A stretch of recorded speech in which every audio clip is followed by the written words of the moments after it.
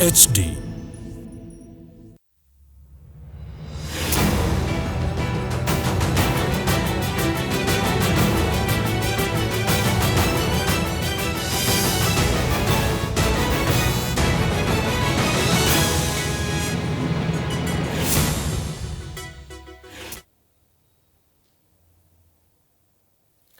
नमस्कार, प्राइम न्यूजमा स्वागत छ। म दृष्टिबाणी धिताल र म जीवन खड्का। सुरुमा हेडलाइन्स।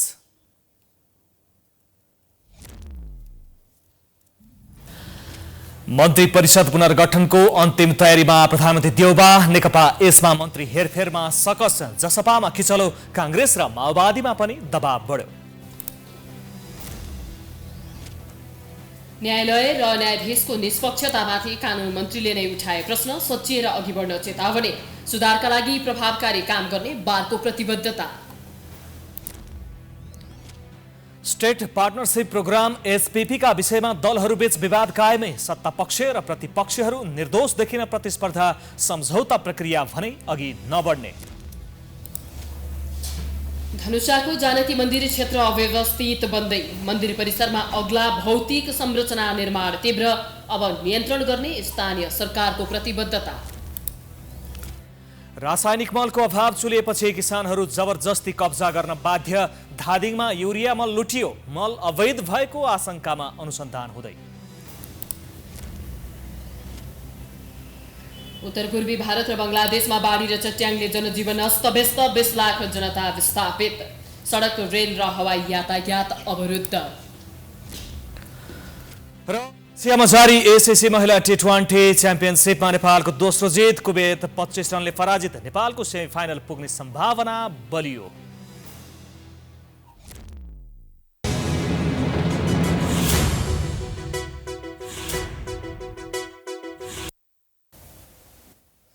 अब प्राइम न्यूज विस्तारमा। प्रधानमन्त्री शेरबहादुर देउबाले मन्त्री परिषद पुनर्गठन गर्ने तयारी गरेका छन्। सत्तारूढ नेकपा एकीकृत समाजवादीले सरकारमा सहभागी मन्त्रीहरूलाई फिर्ता बोलाएर सिफारिस गरिएका नयाँ मन्त्रीलाई शपथ ग्रहण गराउन पनि प्रधानमन्त्री देउबालाई दबाब दिइरहेको छ। सत्तारूढ जसपाले पनि मन्त्री परिवर्तन गर्न चाहेको छ। प्रधानमन्त्री देउबाले लोकतान्त्रिक समाजवादी पार्टीलाई समेटेर मन्त्री परिषद पुनर्गठन गर्ने तयारी थालेका छन्। एक रिपोर्ट। सत्तारूढ नेकपा एकीकृत समाजवादीको गत जेठ 22 गते बसेको सचिवालय बैठकले सरकारमा सहभागी आफ्ना मन्त्रीलाई फिर्ता बोलाएर नयाँ पठाउने निर्णय गरेको थियो। तर प्रधानमन्त्री देउवाले अहिलेसम्म पनि सिफारिस भएका नयाँ मन्त्रीको शपथ ग्रहण गराएका छैनन्। नयाँ सिफारिस भएका मन्त्रीको बजेट पास लगत्तै शपथ ग्रहण गराउने प्रधानमन्त्री देउवाले प्रतिबद्धता गरेका थिए। संसदले बजेट पारित गरिसकेको अवस्थामा अब नयाँ मन्त्रीको शपथ ग्रहण 1-2 दिनभित्रै हुने बालुवाटार स्रोतको भनाइ छ। सङ्घ तथा प्रदेशको निर्वाचनलाई मध्यनजर राखेर प्रधानमन्त्री देउवाले लोकतान्त्रिक समाजवादी पार्टीलाई पनि सरकारमा लाने तयारी थालेको स्रोतको भनाइ छ। सत्तारूढ कांग्रेस र माओवादीले भने मन्त्री फेर्ने बारे कुनै निर्णय नगरेको बताएका छन्। सरकारमा सहभागी हुन सिफारिस भएका सबै दलका मन्त्रीलाई एकैपटक समेटेर मन्त्री परिषद पुनर्गठन गर्ने देउवाको चाहना छ। नेकपा एकीकृत समाजवादीभित्र आफूलाई जानकारी नै नगराई मन्त्रीबाट हटाउने निर्णय पार्टीले गरेको भन्दै असन्तुष्टि पनि बढेको छ। केही मन्त्रीले पार्टी निर्णय उल्लङ्घन गर्ने खालका अभिव्यक्ति दिन थालेपछि नेतृत्वले पार्टी निर्णय मान्नुको विकल्प नभएको बताउन थालेको छ। हामीले पार्टीको कमिटीमा सल्लाह गर्ने हो। कमिटीले निर्णय गर्छ, त्यसलाई पालन गर्नुपर्छ। हाम्रो पार्टीमा हजारौँ होइन लाखौँ सदस्यहरू हुनुहुन्छ। त्यो लाखौँ सदस्य भए पनि कमिटीहरूले निर्णय गर्छन्। कि केन्द्रीय कमिटीले निर्णय गर्छ, कि स्थायी कमिटीले निर्णय गर्छ, कि सचिवालय निर्णय गर्छ, त्यसलाई हामी सबैले पालना गर्छौँ। सत्ताको दोस्रो घटक नेकपा माओवादी केन्द्रभित्र पनि बजेट निर्माण प्रक्रियामा विवादमा तानिएका अर्थमन्त्री जनार्दन शर्मालाई हटाउन तीव्र दबाव परेको छ। तर नेकपा माओवादी केन्द्रले यसबारेमा पार्टीमा छलफल चलाएको छैन। हाम्रो अझै छलफल सुरु भएको छैन। अहिले फेर्नुपर्छ कि भन्ने खालको आवाजहरू उठिरहेको छ। हाम्रोमा अहिलेसम्म कुनै छलफल भएको छैन। समाजवादीका साथीहरूले पुरै सेट फेरिसकेपछि हाम्रोमा पनि दबाब छ। सत्ताको नेतृत्व गरेको कांग्रेसमा पनि मन्त्री बन्ने आकांक्षीहरू बढे पनि सभापति देउवाले कांग्रेसका मन्त्रीलाई यथावत राख्ने र परिवर्तन नगर्ने भएका छन्। तर पनि काङ्ग्रेसका सांसदहरू मन्त्री बन्न नेताहरूलाई दबाब दिइरहेका छन्। मन्त्री समेत पनि चाहिँ केही नयाँ साथीहरू आउलान्, केही नयाँ कामहरू गर्लान्, सिक्लान् भन्ने भन्दा पनि चाहिँ उनीहरूले पनि त के आफ्नो पर्फर्म गर्ने एउटा मौका पनि त उनीहरूको खोजी पनि हो होइन भन्ने हिसाबले चाहिँ यहाँभित्र धेरै ठुलो साथीहरूको कुरा छ, हामीलाई भनिराख्नु भएको छ। सभापति आफै संसदीय दलको नेता हुनुभएको हुनाले गर्दा उहाँले यसलाई कसरी सोच्नु भएको छ त्यसमा धेरै कुरा निर्भर रहने भयो। तर केही फेरबदल हुनुपर्छ, केही नयाँ, खास गरिकन नयाँ अहिलेसम्म मन्त्री नहुनु भएको केही साथीहरूलाई आफ्नो काम देखाउने एउटा मौका पाउनुपर्छ भन्ने व्यापक रूपमा माग छ। त्यसलाई त्यहाँ पुर्याउने काम हुन्छ। अब यो थोरै समय भएकोले गर्दा गर्ने कि नगर्ने भन्ने कुरा धेरै हदसम्म चाहिँ दलको नेता भएकोले गर्दा उहाँले के चाहनुहुन्छ भन्ने कुरा भर पर्छ। मन्त्री पद, शक्ति, सान, मान, मर्यादा, पैसा हरेक दृष्टिकोणबाट आकर्षक भएकाले हरेक पार्टीभित्र आकाङ्क्षीहरू मन्त्री बन्न लालायत देखिन्छन्। तर मन्त्रीहरूले जिम्मेवारी र पदीय दायित्व सही तरिकाले निर्वाह गर्न नसक्दा आलोचनाका शिकार हुने गरेका धेरै उदाहरण छन्। Political bureau, prime time HD, Kathmandu. कानुन मन्त्रीले नै न्यायालय क्षेत्रको बारेमा गम्भीर टिप्पणी गरेका छन्। नेपाल बार एसोसिएसनमा नयाँ नेतृत्व आएपछिको पहिलो बैठकमा सहभागी मन्त्री कोइरालाले न्यायालय र न्यायाधीशको निष्पक्षतामाथि असन्तुष्टि व्यक्त गरेका हुन्। बारले भने न्यायालय क्षेत्रको विकृति अन्त्यका लागि प्रभावकारी ढङ्गले अघि बढ्ने प्रतिबद्धता व्यक्त गरेको छ। एक रिपोर्ट। नेपालको न्यायालय क्षेत्रमा भ्रष्टाचार र व्यथिति हुने गरेको विभिन्न प्रतिवेदनहरूले देखाउँदै आएको छ। सर्वोच्च अदालतका न्यायाधीश हरिकृष्ण कार्कीको नेतृत्वमा गठन भएको समितिले दिएको प्रतिवेदनमा विभिन्न क्षेत्र पहिचान गरी तिनमा विकृति विसङ्गति रहेको औल्याइएको छ। अघिल्लो वर्ष सार्वजनिक भएको उक्त प्रतिवेदनले तरङ्ग नै सिर्जना गरेको थियो। प्रधान न्यायाधीश चोलेन्द्र शमशेर राणा समेत मुछिएपछि नेपाल बार एसोसिएसनले लामो समय आन्दोलन गर्यो। अन्ततः राणा विरुद्ध प्रतिनिधि सभामा महाभियोग प्रस्ताव दर्ता भएपछि उनी निलम्बनमा छन्। यिनै पृष्ठभूमिलाई बल पुग्ने गरी बहालवाला कानुन, न्याय तथा संसदीय मामिला मन्त्री गोविन्द प्रसाद कोइरालाले पनि न्यायालयमा व्यथिति रहेको बताएका छन्। अहिलेका न्यायाधीशहरू निष्पक्ष नभएको समेत मन्त्री कोइरालाले बताए। म कानुन, न्याय र संसदीय मामिला मन्त्री हुँ। न्यायको मामलामा फ्री जजको निर्णय गर्ने फ्री विलमा अथवा इन्भाइरोमेन्टमा मात्रै हस्तक्षेप नगर्ने हो। बाँकी न्याय प्रशासनसँग सम्बन्धित कुरामा न्याय सरकारको, न्याय क्षेत्रको प्रत्यक्ष सरकारको विषय हो। यो कुरो मैले सर्वोच्च अदालतका मान्य न्यायाधीशहरूलाई बकाइदा राखेर भनिदिएको छ। यही पेसामा 30 वर्ष यो पेसामा बसेर आएको व्यक्ति भएको हुनाले त्यहाँ सरकार हुन्छ, उहाँहरूलाई भनिदिएको छ। उहाँहरूले यो इम्प्लिमेन्ट थाल्नुपर्छ, यसमा कम्प्रोमाइज हुँदैन। कानुन मन्त्रीले नै यसरी न्यायालय क्षेत्रको बारेमा टिप्पणी गरेपछि न्यायालय र न्यायाधीशमाथि कसरी विश्वास गर्ने गम्भीर प्रश्न खडा भएको छ। नेपाल बार एसोसिएसनमा नयाँ नेतृत्व आएपछिको पहिलो बैठकमा सहभागी मन्त्री कोइरालाले न्यायालय र न्यायाधीशको निष्पक्षतामाथि असन्तुष्टि व्यक्त गरेका हुन्। बैठकमा बारका अध्यक्ष गोपालकृष्ण घिमिरेले न्यायालयको सुधारका लागि प्रभावकारी ढङ्गले अघि बढ्ने आश्वासन दिएका छन्। चुनाव सम्पन्न भएको 2.5 महिनापछि बसेको नयाँ कार्यसमितिको बैठकमा न्याय क्षेत्रको सुधारको विषय प्राथमिकताका साथ उठेको हो। न्यायपालिकामा लागेको दाग बाहिर राम्रो छैन, बाहिर अवस्था राम्रो छैन, वकिललाई पनि राम्रो भन्दैनन्, न्यायाधीशलाई पनि राम्रो भन्दैनन्। जब वकिल र न्यायाधीशकै अनुहार खराब छ, राम्रो भन्दैनन् भने आदरणीय अग्रज वरिष्ठ अधिवक्ता कृष्णप्रसाद भण्डारीको ऊर्जा हेरेर मलाई कस्तो लाग्छ भने उहाँको ऊर्जा हामीले प्राप्त गर्न सक्यौँ भने यो दाग मेटाउन सकिन्छ कि भन्ने विश्वासमा हामी छौँ। 2078 सालको साउन महिनामा सार्वजनिक हरिकृष्ण कार्की नेतृत्वको अध्ययन समितिले न्यायाधीश नियुक्तिदेखि नै विकृतिको सुरुवात हुने औल्याएको थियो। भ्रष्टाचार, विकृति र अनियमितताको कारक तत्त्वको रूपमा न्यायाधीश नियुक्ति देखिएको अध्ययनको निष्कर्ष छ। नातावाद, कृपावाद, संरक्षणवाद, भागभण्डाका आधारमा नियुक्तिको सिफारिस गर्ने परिपाटी देखिएकाले वरिष्ठता, अनुभव, विषयवस्तुको ज्ञान, कार्यकुशलता, इमान्दारी, निष्पक्षता, पेशागत आचरण भएकाहरू उपेक्षित भएको प्रतिवेदन आएपछि न्यायालयमाथि चौतर्फी प्रश्न उब्जिरहेको छ। स्टेट पार्टनरशिप प्रोग्राम SPP बहस बिस्तारै ओझेलमा परेको छ। सरकार र नेपाली सेनाले SPP सम्झौता नगर्ने प्रतिबद्धता जनाएपछि विरोधीहरू पर्खर हेरेको अवस्थामा छन्। यद्यपि दलका नेताहरूको भाषणमा अहिले पनि SPP छुट्दैन। सत्ता गठबन्धनले त प्रधानमन्त्रीसँग औपचारिक रूपमा छलफल गर्ने तयारी गरिरहेको छ। एक रिपोर्ट। स्टेट पार्टनरशिप प्रोग्राम SPP सम्झौता गर्न लागेको भन्दै सरकारमाथि प्रतिपक्षले मात्रै होइन सत्तापक्षकै कतिपय सांसदले चर्को आलोचना गरे। एसपीपी अमेरिकी सैन्य गठबन्धनको अङ्ग भएको आशंकामा विरोध भएको हो। चौतर्फी विरोधपछि सरकार उक्त सम्झौता नगर्ने मनस्थितिमा छ। तर प्रधानमन्त्री शेरबहादुर देउबा निकट भविष्यमै अमेरिका जाने चर्चा भएकाले दलहरू सशंकित छन्। त्यसैले पनि सत्ता गठबन्धनमा आबद्ध 5 दलले एसपीपीका विषयमा प्रधानमन्त्री देउबासँग छलफल गर्ने भएका छन्। नेकपा एकीकृत समाजवादीका अध्यक्ष माधव कुमार नेपालले माओवादी अध्यक्ष प्रचण्ड, जसपा अध्यक्ष उपेन्द्र यादव र आफूबीच शनिबार छलफल भएको र एसपीपीका बारेमा प्रधानमन्त्री देउबासँग छलफल गर्ने निष्कर्ष निकालिएको पुष्टि गरेका हुन्। संसदमा जसले आवाज उठाएका थिए, जोरदार रूपमा हंगामा गरेका थिए, त्यही पार्टी जोडिएको कुराहरू आएको छ। अब त हामी बडा अलमलमा परेका छौँ कि सबैले बिर्सिने औषधि खाए, या त कुराहरू लुकाइयो, या त त्यो कागजमा केही छैन भने होइन किन भनियो, अनि किन त्यस कुराले यथार्थ बाहिर आउन सकेन। त्यस हुनाले यसको यथार्थ कुराहरू बाहिर आओस्। प्रमुख प्रतिपक्ष नेकपा एमाले पनि एसपीपीमा नेपाल सामेल हुने हो कि भनेर निरन्तर खबरदारी गर्दै आएको छ। एमालेका सचिव टोप बहादुर रायमाझीले एसपीपीमा नेपालले कुनै पनि हालतमा सम्झौता गर्न नहुने बताएका छन्।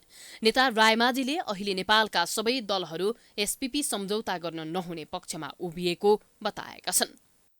यो प्रस्तावको विपक्षमा जसले ड्राफ्ट गरेको र जसले प्रस्ताव राखेको र स्वीकार गरेको भए पनि, सहमति गर्न खोजेको भए पनि, सिग्नेचर गर्न खोजेको भए पनि, टाइममा जो बहस भयो, टाइममा यसमा चर्चा भयो, यसमा सबै पार्टीहरू पछि हटेका छन् र यो चाहिँ पास गर्न हुँदैन भन्ने आम सहमति देखिन्छ। यसअघि शुक्रबार संसदको अन्तर्राष्ट्रिय सम्बन्ध समितिको बैठकले एसपीपीका सम्बन्धमा नेपालको रक्षा र परराष्ट्र मन्त्रालय तथा नेपाली सेनाका तर्फबाट अमेरिकासँग गरेका पत्रचार वा सहमति 7 दिनभित्र समितिमा उपलब्ध गराउन पत्रचार गर्ने निर्णय गरेको थियो। एसपीपी इन्डो पेसिफिक रणनीतिको हिस्सा बन्ने अमेरिकाको प्रतिवेदनपछि अब उपरान्त यसमा नेपाल सरकार सहभागी नहुने अमेरिकालाई अवगत गराउन परराष्ट्र मन्त्रालयलाई निर्देशन दिने निर्णय बैठकले गरेको हो। पछिल्लो परिस्थितिमा एसपीपी सम्झौताको पक्षमा कोही पनि देखिएका छैनन्। भर्खरै मात्र स्थानीय तहको निर्वाचन सम्पन्न भएर देश अब प्रदेश र संघीय निर्वाचनतिर अग्रसर हुँदैछ। सधैँभरि आरोप प्रत्यारोपमा मात्रै रमाउने नेताहरू चुनावी वर्षमा झन् चुपचाप बस्ने त कुरै भएन। त्यसमाथि जुनसुकै दलको सरकार बन्दा पनि राम्रा भन्दा नराम्रा काम धेरै हुन्छन्। यस्तो अवस्थामा आवाज उठाउनु प्रतिपक्षी दलको धर्मै हो। एक रिपोर्ट। आफ्ना नेताका कमजोरी लुकाउने र विपक्षीका कमजोरी देखाउने काममा सांसदहरू कति इमान्दार भएर लाग्छन् भन्ने कुरा बुझ्न संसदमा बोलेका उनीहरूको रेकर्ड हेरे पुग्छ।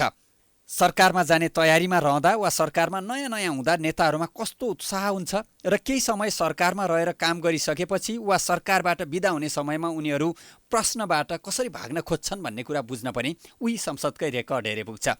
संसद विघटन बाहेक ओली सरकारले गरेका सबै नराम्रा कामहरू देउबा सरकारले छोटो अवधिमै गरिसक्यो भनेर विश्लेषण हुने गर्छ। अहिले संसदको बर्खे अधिवेशन अर्थात् बजेट अधिवेशन चलिरहेको छ। यसमा सरकारका अपारदर्शी, अदूरदर्शी र विवेकहीन क्रियाकलापहरू छताछुल्ल भएका छन्।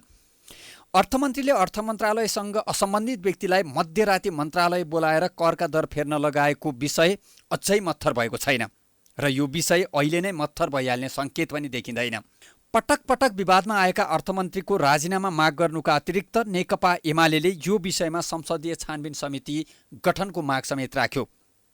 एमालेले संसदमा अर्थमन्त्रीलाई बहिष्कार गर्दा समेत माग भने सम्बोधन भएन। अहिले अत्यन्तै चर्चामा रहेको एसपीपी सम्झौतामा पनि सरकार र प्रतिपक्षबीच आरोप प्रत्यारोप चलिरह्यो, जुन क्रम अझै जारी नै छ। त्यति मात्रै होइन, यो विषयमा नयाँ तथ्य र प्रमाणहरू सार्वजनिक हुने क्रम पनि जारी नै छ। यसमा दुवै सरकारले वास्तविक सूचना लुकाई सार्वभौम नागरिकलाई गुमराहमा राखेको प्रष्ट भइसकेको छ। एकातिर यस किसिमका ठूला आर्थिक, सामरिक, कूटनैतिक क्षेत्रलाई असर पार्ने गतिविधि भइरहेका छन् भने अर्कोतर्फ जनजीविकाका कुरा छायामा परेका छन्। महँगी, कृषि क्षेत्रका समस्या, रोजगारी, शिक्षा, स्वास्थ्य लगायतका जनजीविकासँग प्रत्यक्ष सरोकार राख्ने विषय ठुल्ठुला बहस र आरोप प्रत्यारोपमा कहीँ कतै दबिने र हराउने गर्छन्। सायद त्यसैले होला नेताहरू आफ्ना पुराना बाचा र प्रतिबद्धताहरू सकेसम्म सम्झन चाहँदैनन्, तर उनीहरूलाई विरोधी दलले सम्झाइरहन्छन्। दोस्रो पटक संसद पुनस्थापना भएपछिको पहिलो संसद बैठकमा बोल्दै नेपाली काङ्ग्रेसका नेता मिनेन्द्र रिजालले सरकार कस्तो हुन्छ भन्ने कुरा अब जनताले थाहा पाउने अभिव्यक्ति दिएका थिए। हामी पनि हिजोका हाम्रो दिनबाट सम्झिनेछौँ कि आजको दिनमा पनि हामीले एउटा सेन्सलाई, एउटा अनरलाई, एउटा डिग्निटीलाई छोड्ने छैनौँ। भोलिका दिनमा हो सत्ता कसरी चल्छ तपाईँहरूले हेर्नुहुन्छ, प्रतिपक्ष त कस्तो चल्ला हेर्दै गरौँला, सत्ता कस्तो चल्छ भन्ने कुरा चाहिँ अब नेपाली जनताले हेर्छ। आफ्ना सभापतिको नेतृत्वमा बनेको सरकार आजको अवस्थामा आइपुग्ला भन्ने आकलन सायद थिएन होला रिजालमा।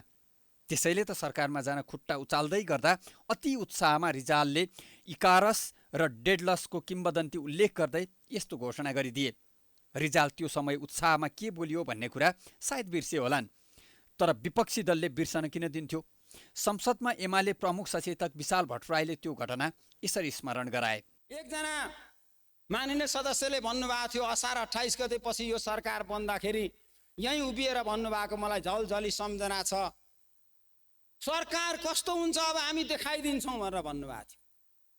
सरकार कस्तो हुन्छ भन्ने झलझली दिनै पछि देख्न पाइएको छ सभामुख महोदय। जस्तो हामीले खोजेका थियौँ त्यस्तै ठ्याक्कै सरकार हामीले यहाँ झलझली देखिरहेका छौँ।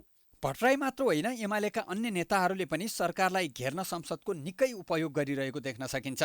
यसरी सरकारका हरेक गतिविधिमाथि प्रश्न उठाइरहँदा र त्यसको प्रभाव सदनमा मात्र नभई सर्वसाधारणमा समेत परेको देख्दा एमालेलाई पनि लाग्दो हो यस्तो अवसरको सदुपयोग नगरी संसद अवरोधका नाममा 9 महिना व्यर्थै खेर फालिएछ।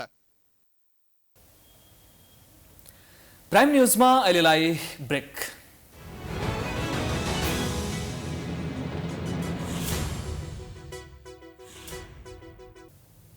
ब्रेकपछि स्वागत छ। अब बाँकी न्युज।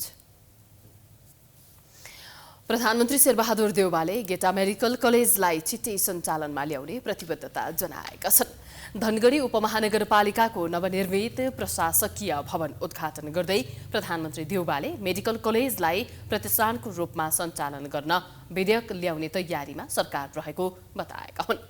प्रधानमन्त्री देउवाले आफ्नो स्कुले जीवन स्मरण गर्दै सुदूरपश्चिममा विकासले फड्को मार्दै गएको समेत उल्लेख गरेका छन्। उनले शिक्षा आर्जनका लागि आफूले गरेको सङ्घर्ष समेत सुनाएका थिए।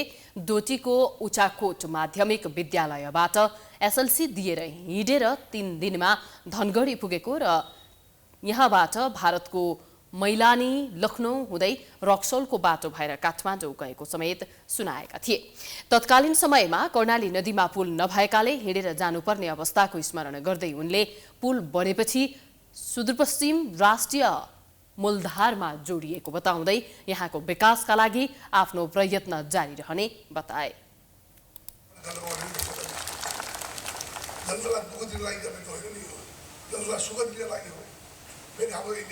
व्यापार छ, सबै कुरा छ। अहिले पनि मान्छे चाहिँ सबै बहिनी चाहिँ हामीहरू नै यो सिनेमा हेर्न जान्थ्यौँ, पट्टिमा गएर सिनेमा हेर्न जानु चलन थियो। त्यस कारण चाहिँ अहिले गेमिङ पनि होला, हल धेरै पनि होला। त्यसैले चाहिँ यो अहिले धेरै प्रगति भएको छ, अझै पनि प्रगति हुन बाँकी छ। यो अहिले चाहिँ कस्तो सुन्दर यो चाहिँ यो घर बनाएको छ।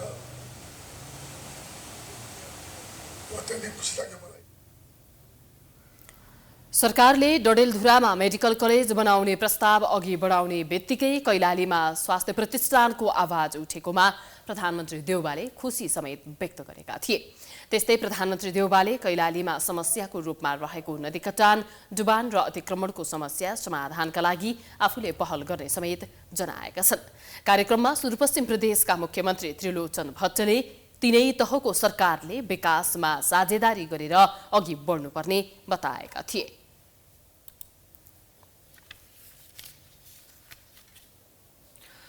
उपराष्ट्रपति नन्दबहादुर पुनले सञ्चार तथा सूचना प्रविधिको विकासलाई राज्यले उच्च प्राथमिकतामा राख्नुपर्ने बताएका छन्। आइसिटी फाउन्डेसन नेपालले शनिबार काठमाडौँमा आयोजना गरेको डिजिटल नेपाल कन्फ्लेक्स विषयक कार्यक्रममा उनले आइसिटी क्षेत्रको तीव्र विकासका निम्ति राज्यले योजनाबद्ध रूपमा कार्य अघि बढाउनु पर्ने बताएका हुन्। उनले सरकारले सार्वजनिक गरेको डिजिटल नेपाल फ्रेमवर्कको सपना पूरा गर्ने लक्ष्य अनुरूप गतिविधि अगाडि बढाउनु पर्नेमा जोड दिए। इन्टरनेटका माध्यमबाट जनतालाई सर्वसुलभ सेवा प्रदान गर्नुपर्ने भन्दै उनले सुशासनसँगै पूर्ण रूपमा डिजिटल गभर्नमेन्ट हुनुपर्ने जोड दिए।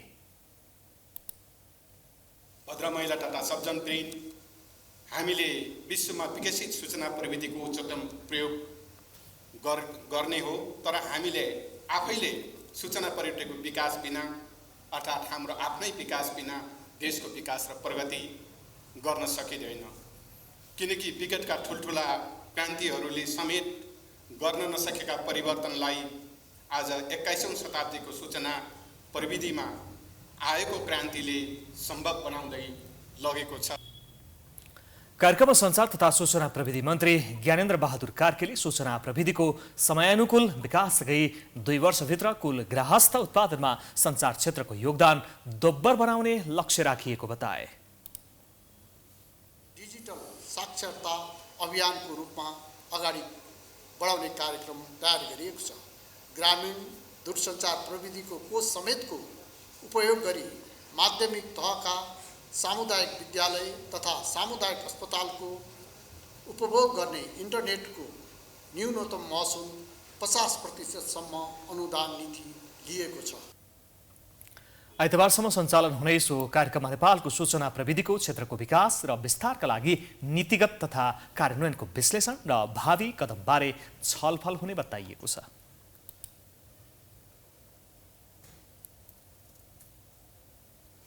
राजनीतिक दलका आफ्नै सिद्धान्त र विचार हुन्छन्। सिद्धान्त र विचारसँगै अनुशासन भएको पार्टी व्यवस्थित र लक्षित उद्देश्य पूरा गर्न सफल हुने गर्छ। तर नेपालका ठूला राजनीतिक दलमा अनुशासन नभएको नेताहरू नै स्वीकार छन्। विशेष गरेर ठूला राजनीतिक दल कांग्रेस एमाले भित्र अनुशासन कमी रहेको स्थानीय निर्वाचनमा कार्यकर्ताले निर्देशन उल्लङ्घन गरेका कयौं घटनाले प्रमाणित गरेको छ। एक रिपोर्ट। पार्टीभित्र अनुशासन कमी भएकै कारण तल्लो तहका कार्यकर्ताले नेतृत्वको निर्देशनको उल्लङ्घन गरेका धेरै उदाहरण छन्। नेतृत्वले पनि कार्यकर्ताले आफ्नो निर्णय मानिहाल्छन् भनेर आफू अनुकूल निर्णय गर्ने गरेका छन्। राजनीतिक दलभित्र नातावाद, भाइ भतिजावाद, परिवारवाद, कृपावादको चरम उत्कर्ष छ, जसका कारण उनीहरूले निर्वाचनमा समेत यसकै सेरोफेरोमा रहेर टिकट वितरण गर्नुको साथै आफ्ना समर्थकलाई मात्र उपल्लो तहमा पुर्याएका धेरै उदाहरण छन्। कतिपय पार्टीभित्र त नेतृत्वको आलोचना गरेकै भरमा अनुशासनको डन्डा लगाउने गरिएको छ भने अनुशासनको कारबाही गर्ने भन्दै तर्साउने काम समेत गर्ने गरिएको छ। पछिल्लो अवस्थामा स्थानीय निर्वाचनमा पराजित हुनुमा एमाले अध्यक्ष केपी शर्मा ओली जिम्मेवार रहेको भन्दै नेता घनश्याम भुसालले आलोचना गरेपछि उनी कारबाहीमा परेका छन्। एमालेको अनुशासन आयोगले भुसाललाई अनुशासनको कारबाही गर्न नेतृत्वलाई सिफारिस गरेपछि एमाले विवाद सतहमा आएको हो। कतिपय एमाले नेताहरूले आलोचना गरेकै कारण कारबाही गर्दै जाने हो भने पार्टीभित्र प्रतिकूल अवस्था आउने भन्दै चिन्ता व्यक्त गरेपछि उनी माथिको कारबाही प्रक्रिया नेतृत्वले थाँती राखेको छ। यद्यपि अनुशासन उल्लङ्घन गरेको व्यक्तिमाथि कारबाही हुने भन्दै भुसाललाई कतिपय नेताले तर्साउन छाडेका छैनन्। देशमा एउटा व्यवस्थित अनुशासित र एउटा पद्धतिसँग ढङ्गले र मुद्दा बेसिस ढङ्गले चलेको जुन पार्टी, त्यही पार्टीमा पनि यस्तो रोग आउनु मुलुकको लागि हानिकारक हो। नीतिगत विचार र मुद्दा विशेषमा जसले कुरा उठाउँछन् त्यसलाई हामी सम्मान गर्छौँ, तर जसले पद्धति तोड्छ त्यहाँ मात्रै जान्छ। मुद्दा उठाउने ठाउँ हुन्छ, ठाउँमा कुरा उठाउनु पऱ्यो, फोरममा उठाउनु पऱ्यो, बैठकमा उठाउनु पऱ्यो, महाधिवेशनमा उठाउनु पऱ्यो, होइन? त्यो सार्वजनिक रूपमा तपाईँहरूको मिडियामा ल्याएर मैले कुरा गरेँ भन्नुको अर्थ कुनै हुँदैन।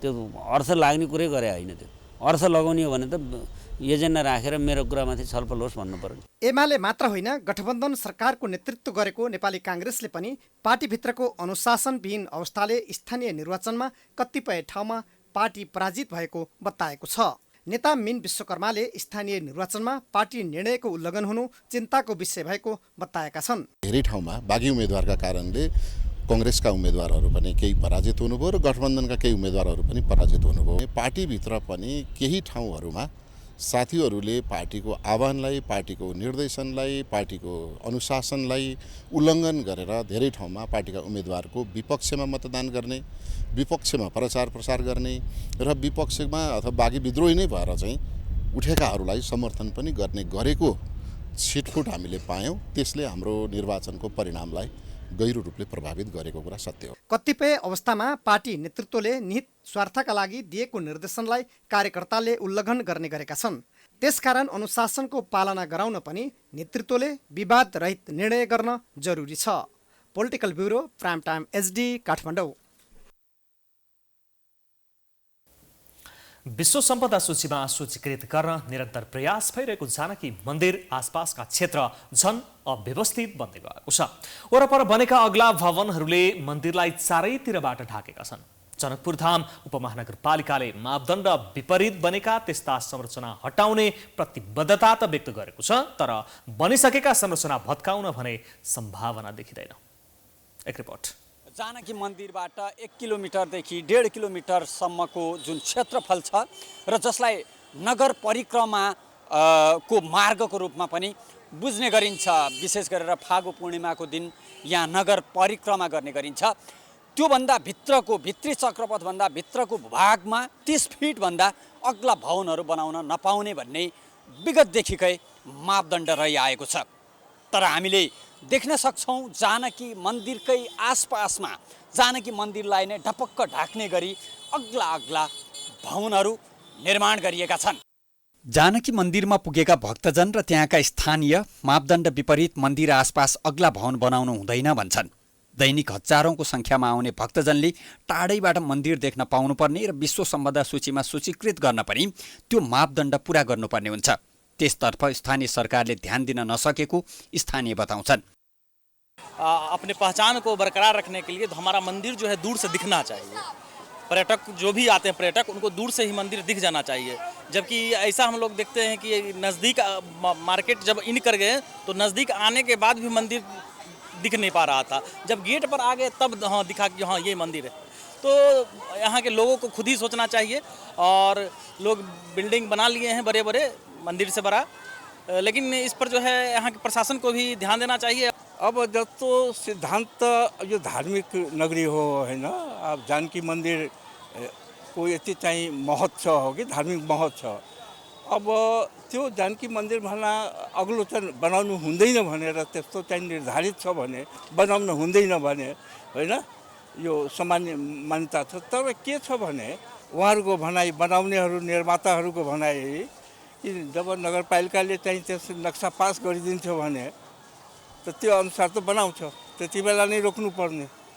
जानकी मन्दिरका उत्तराधिकारी महन्त रोशन दास पनि स्थानीय सरकारसँग असन्तुष्ट छन्। आफूहरूले मन्दिरको संरक्षणका लागि बारम्बार ध्यानाकर्षण गराउँदा पनि व्यवस्था गरेकाले अहिले झन अव्यवस्थित बन्दै गएको उनी बताउँछन्। यो सहरभित्र एउटा बिल्डिङको मापदण्ड हुनु आवश्यक छन् र त्यो परिक्रमा रोडको मापदण्ड नगरपालिकालाई म आग्रह गर्छु जति चाँडो होस् तपाईँ यो मापदण्ड तोकेर त्यो निर्धारितमा मात्रै यो डेभलप होस् र सांस्कृतिक सहरको रूपमा यो विकास होस् भन्ने मेरो चाहना छ।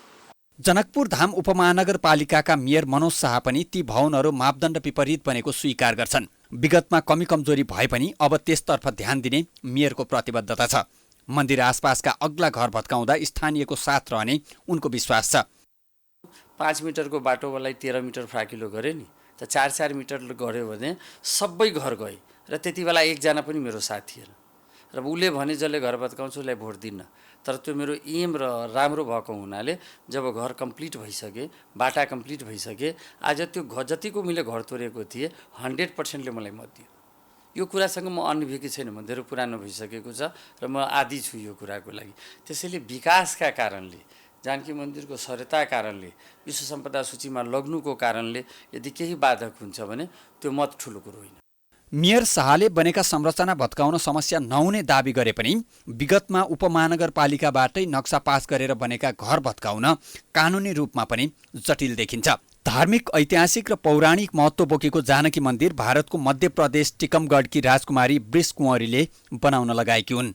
9 लाखका चाँदीका असर्फी खर्च गरी बनाइएको यो मन्दिर 9 लखा मन्दिरको नामले समेत परिचित छ।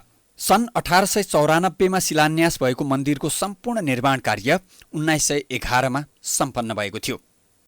मन्दिर आसपास यस किसिमका मापदण्ड विपरीतका भवनहरू हटाइनु पर्दछ भन्ने यहाँका आम सर्वसाधारणदेखि लिएर सरोकारवालाहरू समेतको माग रहिआएको छ। प्राइम टाइम्स एसडीका लागि क्यामेरामा अर्जुन भण्डारीको साथमा केशवराज जोशी, जनकपुर धाम। पृथ्वी राजमार्ग अन्तर्गत धादिङको धार्केमा 2वटा ट्रकमा ल्याइँदै गरेको मल स्थानीयले कब्जामा लिएका छन्। मलको चरम अभाव खेपेका किसानले राजमार्ग हुँदै काठमाडौँतर्फ लैजाँदै गरेको ना 6ख8210 नम्बर र अर्को नम्बर नखुलेको 2वटा ट्रकको मल लुटेका हुन्। लुटपाट गर्दै गरेको अवस्थामा प्रहरी पुगे पनि मुखदर्शक बन्न बाध्य भएको थियो। भारतबाट भन्सार छलेर ल्याइएको भनिएको मल धार्केमा किसानले नियन्त्रणमा लिएका हुन्। भन्सार छलेर ल्याउँदै गरेको 2 ट्रक मल राजस्व विभागले नियन्त्रणमा लिएपछि व्यापारीहरूको संलग्नतामा किसानहरूलाई जानकारी गराएपछि झण्डै 500 जना किसानले पृथ्वी राजमार्गको बीच सडकमै ट्रक रोकेर नियन्त्रणमा लिएका हुन्।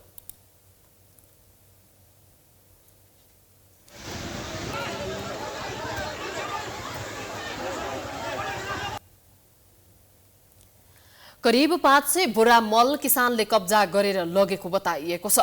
मल कब्जामा परेपछि बाक्लो संख्यामा उपस्थित भएको प्रहरीले दुवै गाडीलाई स्कटिङ गरे थप अनुसन्धानका लागि नौबिसे प्रहरी चौकीमा लगेको जनाएको छ।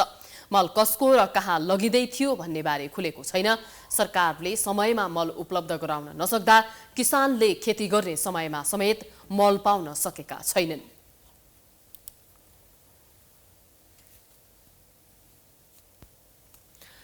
यार्सा गुम्बा सङ्कलन गर्ने सिजन सुरु भइसके सङ्कलकहरू मनाङका विभिन्न क्षेत्रमा पुगेका छन्। यार्सा गुम्बा सङ्कलनका लागि अन्नपूर्ण संरक्षण क्षेत्र आयोजना एक्याप इलाका कार्यालय मनाङको बैठकले स्वीकृति दिएपछि मनाङिसकै गोर्खा लमजुङका स्थानीयहरू यार्सा गुम्बा सङ्कलन गर्न लेकमा पुगेका छन्।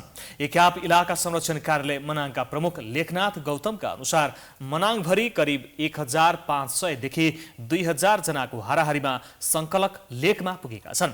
सङ्कलकलाई एक्याप मातहतको संरक्षण क्षेत्र व्यवस्थापन समितिले पूर्जी जारी गर्ने गरेको छ। गत वर्ष स्थानीय र जिल्लावासीले मात्रै यार्सा टिपेका थिए भने त्यसअघिको वर्ष कोरोना संक्रमण जोखिमका कारण यार्सा सङ्कलन बन्द थियो। सङ्कलन गर्न आउनेका लागि स्थानीय प्रति व्यक्ति 10,000 रुपियाँ तोकेको छ। जिल्लावासीलाई 15,000 रुपियाँसम्म र जिल्ला बाहिरका व्यक्तिलाई 20,000 रुपियाँ तोकेको छ। कतिपय लेखमा प्रति व्यक्ति 35,000 सम्म लिने गरेको यार्सा सङ्कलकहरू बताउँछन्। तर यो वर्ष यार्सा सङ्कलनमा सोचे जस्तो यार्साको रङ र आकार नभएको र सङ्कलन समेत सोचे जस्तो हुन नसकेको यार्सा व्यवसायीको भनाइ छ। आर्थिक हिसाबले पनि खासै राम्रो बनी छैन। यसलाई हामीले लिने गरेको छौँ। साइज हेरी छ। यसको मूल्य चाहिँ सानोको ठुलोको मिडियमको हामीले फरक फरक तरिकाले लिइरहेको छौँ। जति पनि मान्छेहरू यार्सा टिप्न आएको थिए उहाँहरूले चाहिँ यसपालि लेखमा एउटा छिरेको पुर्जीको पैसा पनि उठाउन नसकिकन उहाँहरू चाहिँ घरमा फर्किन बाध्य भएको छ। र हामीले पनि जति सङ्कलन गर्नुपर्ने सोचले गएको थियो त्योभन्दा धेरै कम। अब यो वर्षमा जम्मा अहिलेसम्मलाई 2 किलो चाहिँ हामीले जम्मा गरेको छौँ। एक्यापका अनुसार गत वर्ष 81 किलो यार्सा सङ्कलन भएकोमा 24,30,000 रुपियाँ राजस्व सङ्कलन भएको थियो। गत वर्षको तुलनामा यसपटक बढी सङ्कलन हुने अपेक्षा रहेको छ। मनाङमा यार्सा गुम्बा पाइने क्षेत्रमा सङ्कलन गर्न जाने सङ्कलकहरूले 10 वटा यार्सा गुम्बा टिपिएका मध्ये एउटा सोही स्थानमा छाड्नुपर्ने प्रावधान छ। मनाङका यार्सा गुम्बाको सिजन सुरु भइसके सुरक्षा व्यवस्थामा कडाई गरिएको जिल्ला प्रहरी कार्यालय मनाङले जनाएको छ।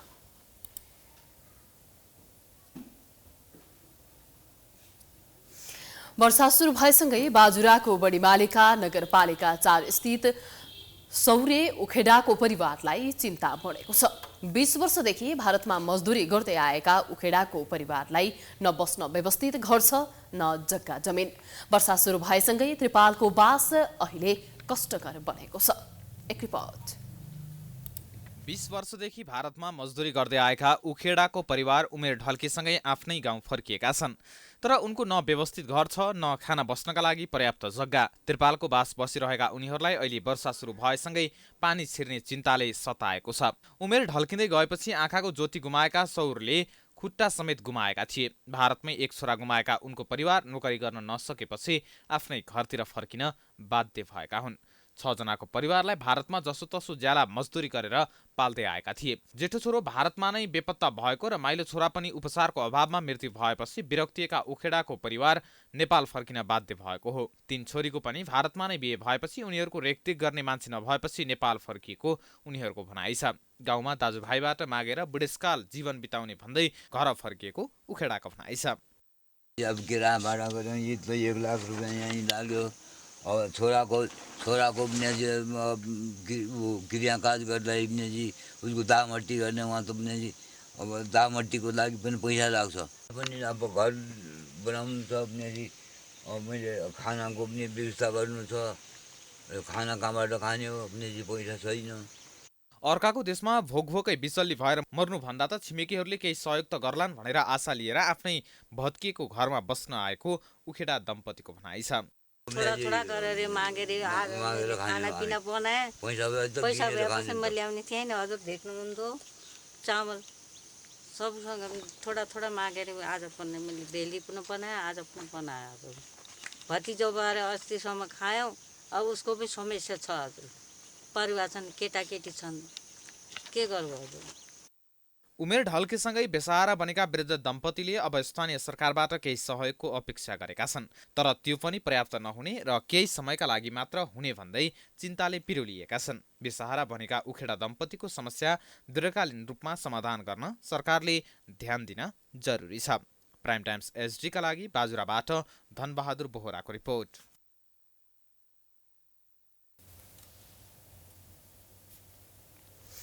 न्यूजको सिलसिला जारी छ, हामी विश्रामपछि आउँछौँ।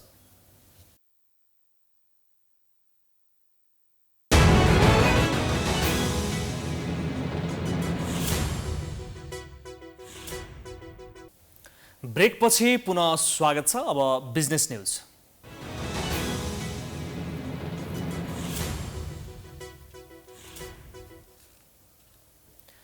संघ र प्रदेश सरकारले आगामी आर्थिक वर्ष 2079-80 लागि बजेट ल्याइसके स्थानीय सरकार पनि त्यसको तयारीमा जुटेका छन्।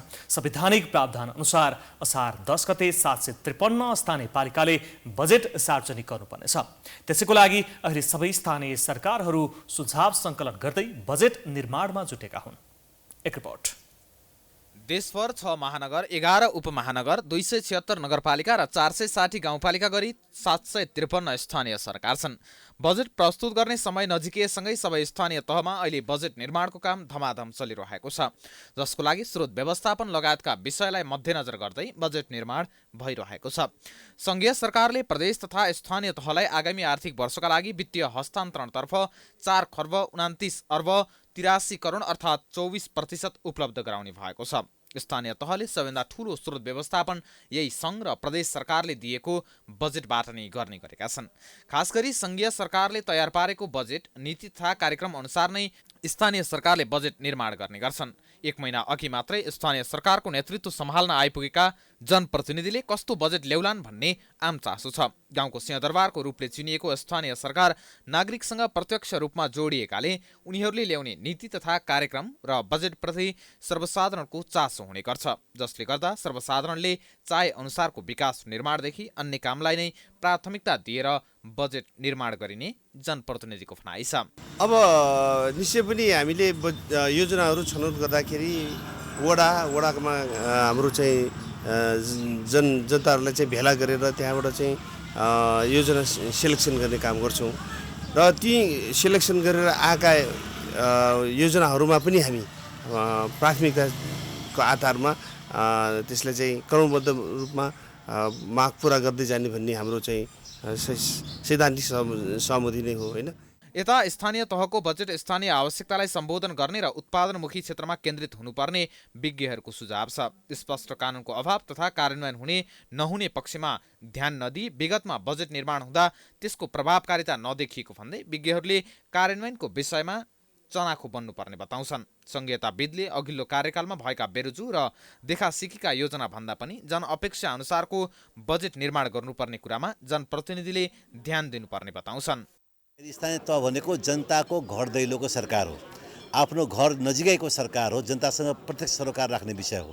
यसमा स्थानीय तहभित्रमा जो जनताहरू छन् ती जनताहरूको आवश्यकताका विषयहरू के हुन् र यस्ता विषय जुन विषयहरू खास गरी विकास निर्माणका विषयहरू जसले सङ्घ सरकारको बजेटमा समावेश भएको छैन, प्रदेश सरकारको बजेटमा समावेश भएको छैन, त्यस्ता पहिचान गरेर र स्थानीय तहको जनताको जीवनमा प्रत्यक्ष असर पार्ने खालका कार्यक्रमहरू ल्याउनु पर्छ। कस्तो बजेट निर्माण हुन्छ भन्ने विषयले स्थानीय तहको आगामी 1 वर्ष चल्ने भएकाले जनप्रतिनिधिले निकै ध्यान पुर्याउनु पर्ने हुन्छ। त्यसो त अधिकांश जनप्रतिनिधिले अहिले जनतासँग बजेट सम्बन्धी सुझाव सङ्कलनका कार्यहरू गरिरहेका छन्। त्यसैले स्थानीय आवश्यकता र स्रोत साधनको सन्तुलित वितरण जस्ता विषयमा स्थानीय सरकारले ध्यान दिनुपर्ने आवश्यकता छ।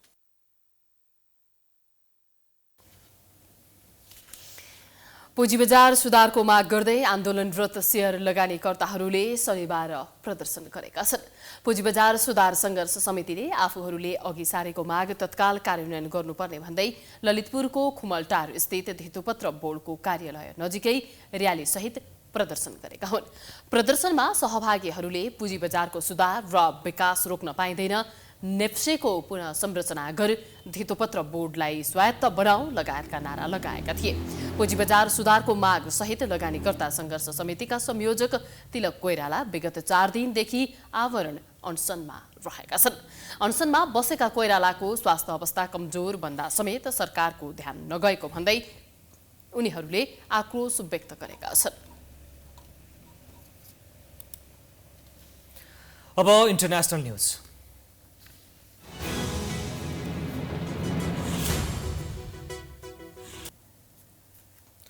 उत्तरपूर्वी भारत र बङ्गलादेशमा सुरु भएको मनसुनका कारण जनजीवन अस्तव्यस्त बनेको छ। बाढीबाट अहिलेसम्म कम्तीमा 18 जनाको मृत्यु भएको छ भने 20 लाखभन्दा बढी मानिसहरू विस्थापित भएको अन्तर्राष्ट्रिय सञ्चार माध्यमहरूले जनाएका छन्।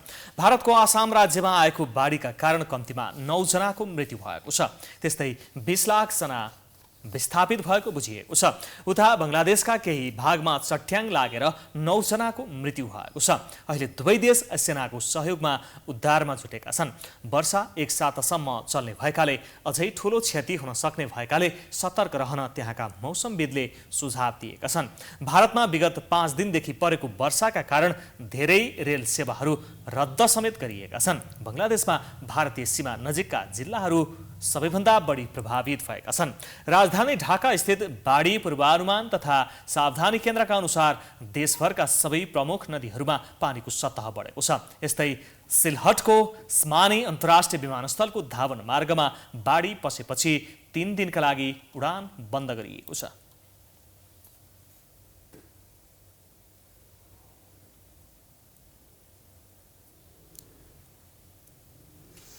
अब स्पोर्ट्स न्यूज।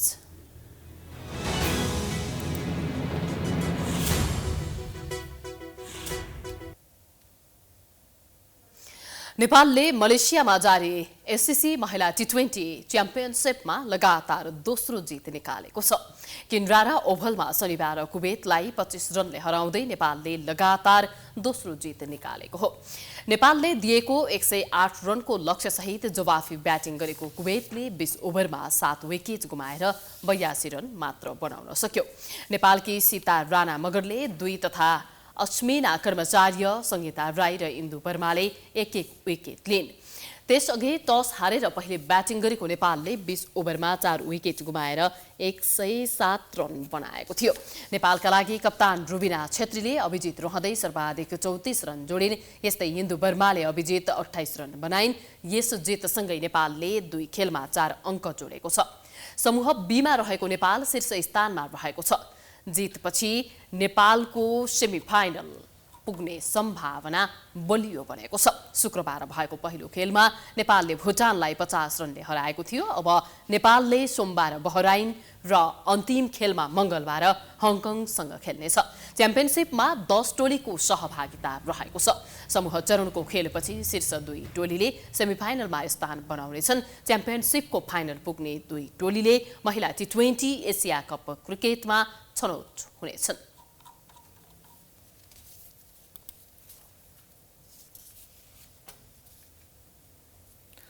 हामी प्राइम न्यूजको अन्त्यमा आइपुगेका छौं। जाँदा जाँदै हेडलाइन्स पुनः एकपटक। मन्त्री परिषद पुनर्गठन गर्ने तयारीमा प्रधानमन्त्री देउबा। नेकपा यसमा मन्त्री हेरफेरको विषय पेचिलो। कांग्रेस र जसपामा भने मन्त्री बन्न चाहनेको दौडधुप। न्यायालय र न्यायाधीशको निष्पक्षतामाथि कानुन मन्त्रीले नै उठाए प्रश्न। सचिएर अघि बढ्न चेतावनी। सुधारका लागि प्रभावकारी काम गर्ने बारको प्रतिबद्धता। स्टेट पार्टनरशिप प्रोग्राम SPP का विषयमा दलहरूबीच विवाद कायमै। सत्ता पक्ष र प्रतिपक्षहरू निर्दोष देखिन प्रतिस्पर्धा सम्झौता प्रक्रिया अघि नबढ्ने। धनुषाको जानकी मन्दिर क्षेत्र अव्यवस्थित बन्दै। मन्दिर परिसरमा अग्ला भौतिक संरचना निर्माण तीव्र। अब नियन्त्रण गर्ने स्थानीय सरकारको प्रतिबद्धता। रासायनिक मलको अभाव चुलिएपछि किसानहरू जबरजस्ती कब्जा गर्न बाध्य। धादिगमा युरिया मल लुटियो। मल अवैध भएको आशंकामा अनुसन्धान हुँदै। उत्तर पूर्वी भारत र बंगलादेशमा बाढी र चट्याङले जनजीवन अस्तव्यस्त। 20 लाख जनता विस्थापित। सडक, रेल र हवाई यातायात अवरुद्ध। र मलेसियामा जारी ACC महिला T20 च्याम्पियनसिपमा नेपालको दोस्रो जित। कुवेत 25 रनले पराजित। नेपालको सेमिफाइनल पुग्ने सम्भावना बलियो। प्राइम न्यूज अहिलेलाई सकियो। यसपछिको प्रस्तुति धमलाको हमला। हेर्दै गर्नुहोला प्राइम टाइम्स SD। नमस्कार।